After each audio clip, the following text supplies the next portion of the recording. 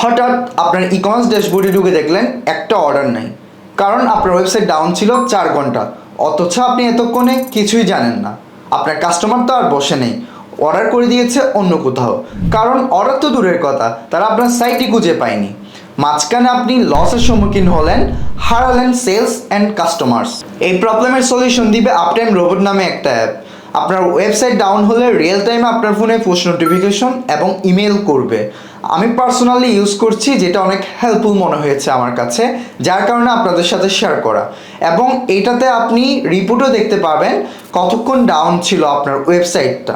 Free ভার্সনে 50টা site আপনি add করতে পারবেন তাদের অ্যাপে এবং ইজিলি মনিটর করতে পারবেন। 5 মিনিটস পর পর তারা এই ওয়েবসাইটটা মনিটর করে আপনাকে আপডেট দিবে এবং আপনি রিপোর্টটাও দেখতে পাবেন কখন আপনার সাইট ডাউন ছিল, কতক্ষণ ছিল এবং কখন আপ হয়েছে।